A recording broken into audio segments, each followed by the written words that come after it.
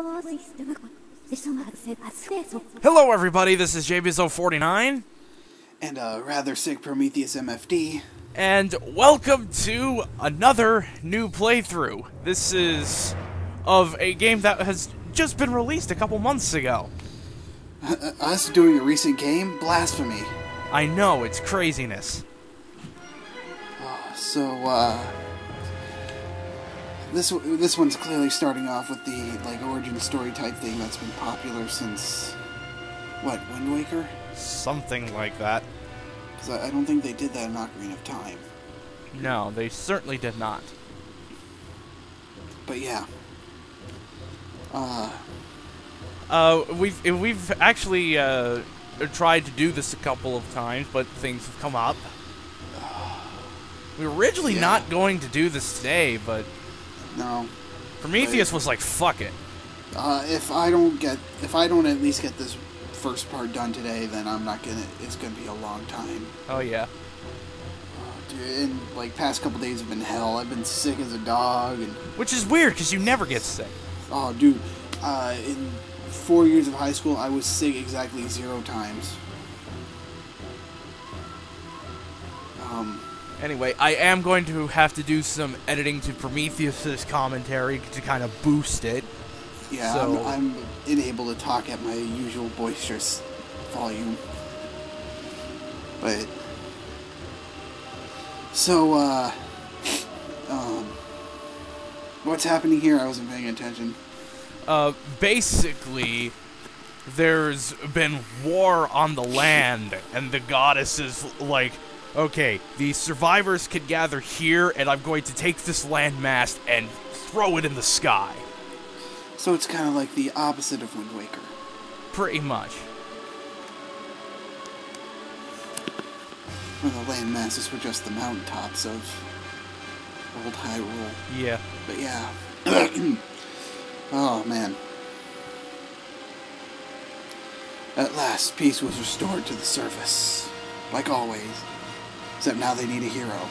I've noticed a lot of people have been putting this near the beginning of the series. Though I don't think I could consider it the first in the timeline. You say Minish Cap comes before this. Yeah, that's my, of course, you know, nothing is canon until Nintendo reveals it, but... Which we've joked that that's gonna be Shigeru Miyamoto's last words.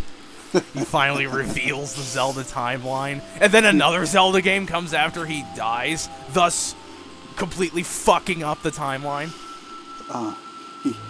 In his will, they're asked to remove the key that's always around his neck for a lockbox at a bank no one knows about. That opens up, and it's just a single piece of paper with the list of Zelda games in chronological order. And, nothing that's ever been hinted is actually where it is on the list. Just to fuck with the fans. Just to fuck with people. Oh, yeah. 94 Ozib. Oh, yeah. When Prometheus was over here, when we filmed our 1000 video special, that was the file that I used to show him the first hour of this game. 1000 video special. You're not going to see that until April. Well, I'm not sure about that. I wouldn't be so sure.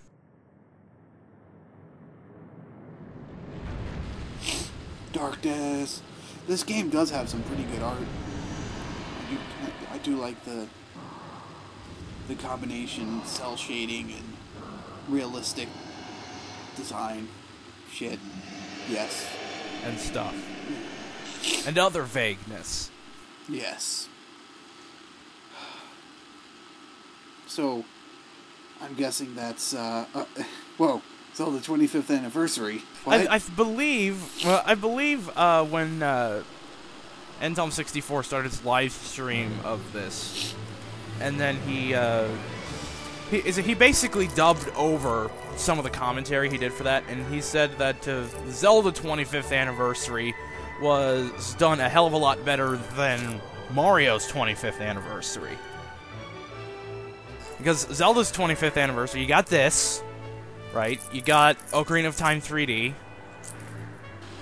You got the Symphony. You got, I believe Link's Awakening was available on a 3DS Virtual 3DS. Console. Ironically, I now have Link's Awakening on my phone with an emulator. I'm like, fuck it, I'm not getting a 3DS.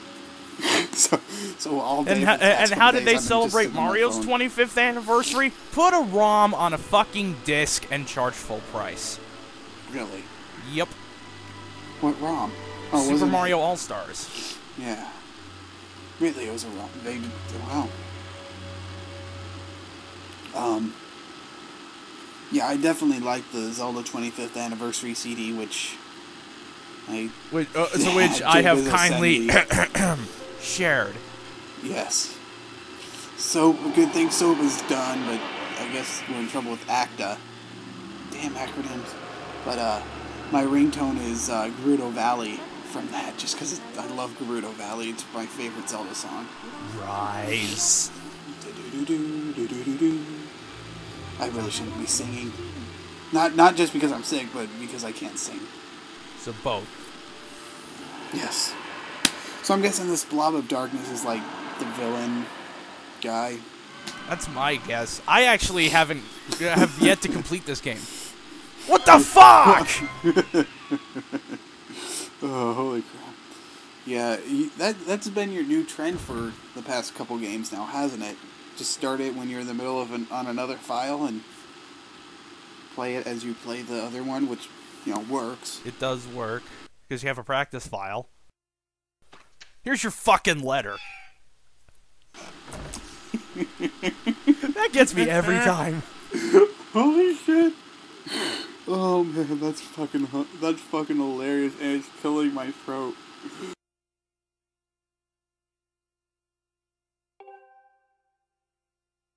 So, yeah, it's coughing fit, sniffle, goddamn.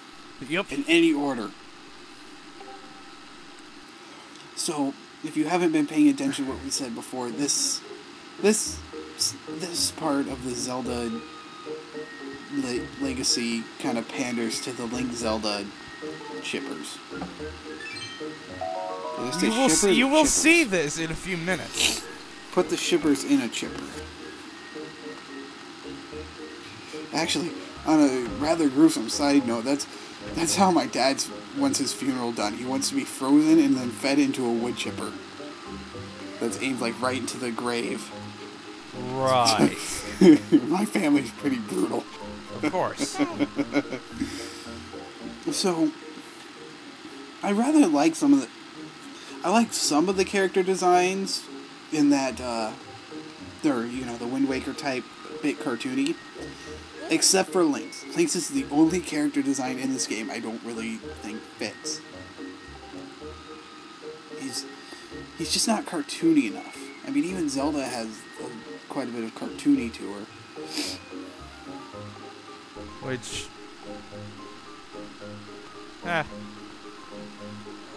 You were saying that this is like a blend of Wind Waker and Twilight Princess in terms of visuals, and that of course has created a third sector in the Zelda fan base in terms of recent games. Yeah.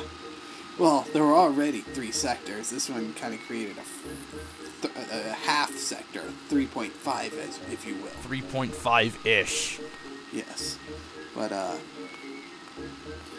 this one, like how Twilight Princess constantly references A Link to the Past and Ocarina of Time, which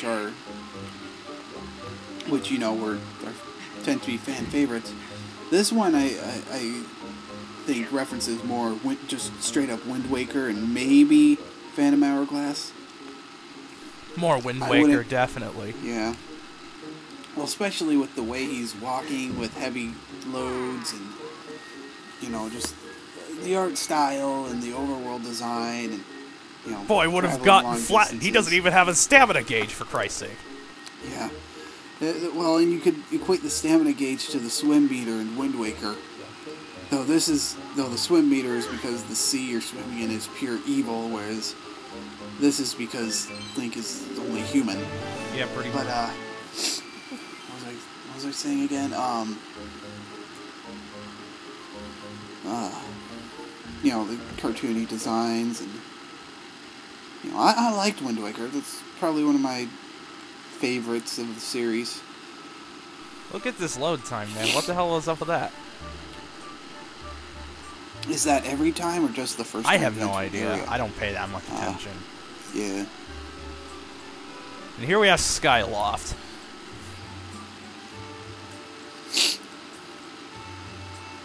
It's actually rather nice. It seems like it's a larger opening area than they normally are, huh? So what do you think of the whole city in the sky trope? Dude, I'm in love with it so much. I just wish this would tie in more with how the Uku city in the sky place from Twilight Princess was designed, which that kind of took from Roman architecture and with a little Babylonian. I don't know. It's been a long time since I've studied anything resembling architecture. Whereas this is just almost straight up a mix of Japanese and European fantasy design. If you're wondering why we're not commenting very much on the game itself, the first few parts of this is basically just a tutorial. Yeah. Which I'm all fine with tutorials kind of built into the game, but only if they're still fun. I mean, are these parts fun? I mean... It depends on if tutorials are your thing. Yeah. If you actually, for some reason, liked the tutorial in Kingdom Hearts 2, you might actually get some enjoyment out of this. I'm laughing, but I think I only know, like... I think I only have a vague idea on what you're talking about. Wasn't it like half the game was a tutorial and then they started you over fresh? Almost. With a different character? Well, it was a 3-hour tutorial. Yeah. But that was basically just Square Enix being the expositionary cock-teasing bastards they are. Yeah. So I've noticed Wind Waker was one of the more platformy of the games, what with the grapple hook and the floating leaf, and this seems like it's following along those lines, giving you a wall jump ability, wall run ability, and climbing, and well, more so than other Zelda games.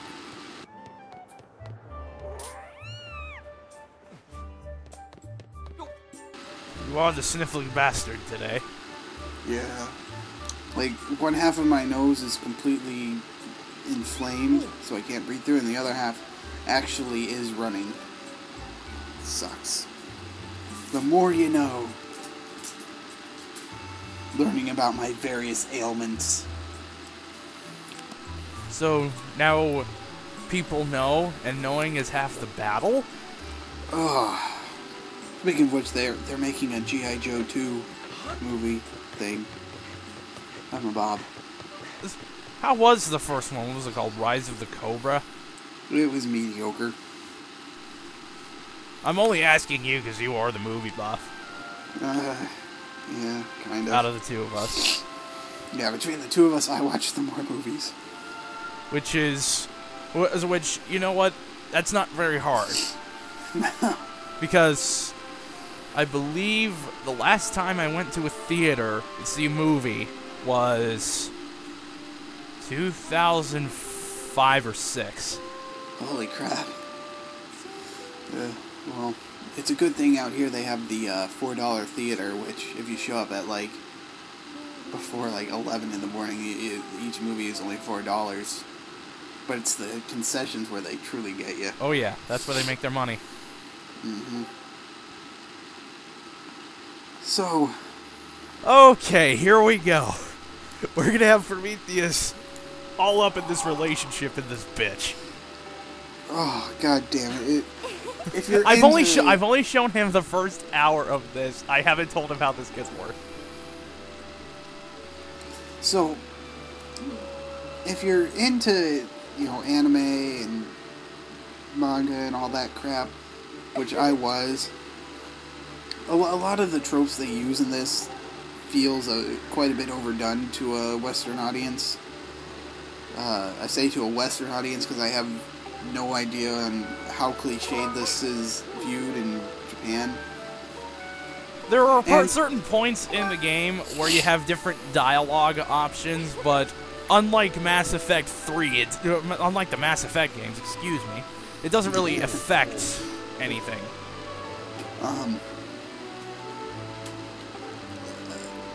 It's very obvious that it's Nintendo's first foray into those kind of tropes. Also, the headmaster. Yep, Headmaster Kapora. Reincarnated as an owl. Just like the King of Red Lions became a boat. Because that totally freaking makes sense. Look, I'm standing right here, you stupid bitch! See, it's crap like this that makes me convinced that Nintendo is just up in its own ass about its own references at this point. I think they have an entire division now of people who just sit around replaying the game so that they can go up to them and say, "All right, we need like 18 references in the next 20 minutes for the next hour and a half of gameplay. Go."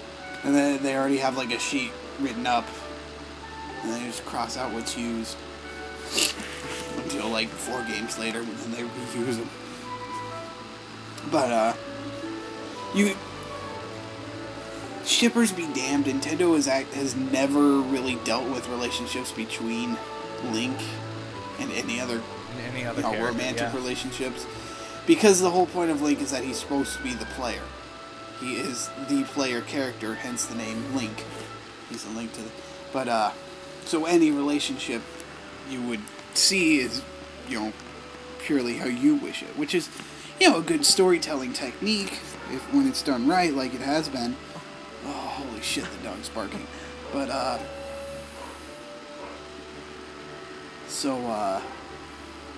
shit, God damn it, buddy, I lost my train of thought.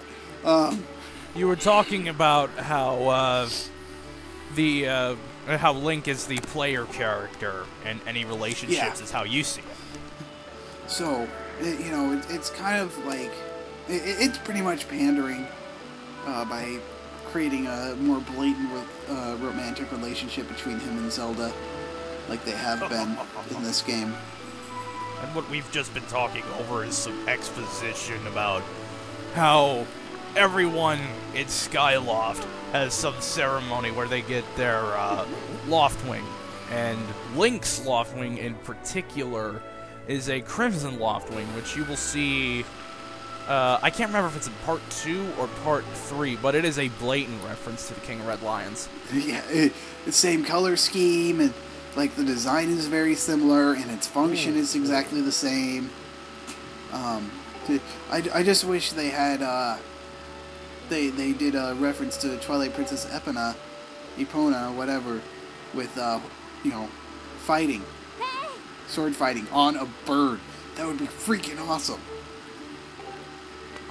How would that be compared to sword fighting on a boat? Better, because have you ever tried sword fighting on a boat? It is not easy. She just pushes him to the edge. Yep. Oh man, that's ridiculous. And push to his death. Stupid bitch tried to kill me. Oh god.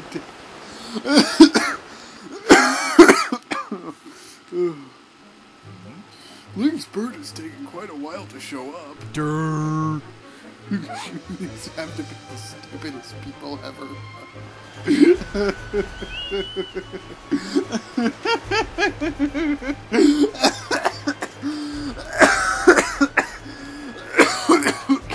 Now you sound like a mad scientist. Oh, Jesus Christ. Okay, that worked somehow.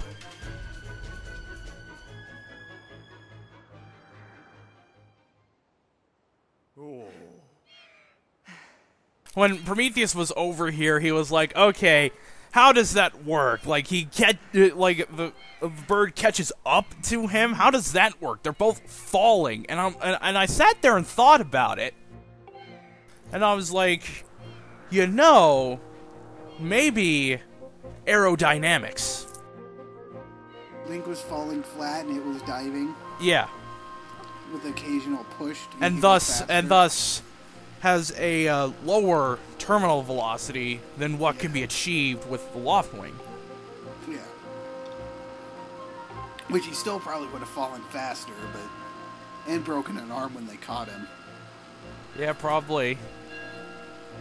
Because there's a technique to surviving when your parachute fails. Ooh. In that you wrap your arms in the shoulder straps of another person's parachute, and when they open it, pray to God your arms don't detach after they break. So yes, you'll break both your arms, but you'll be alive.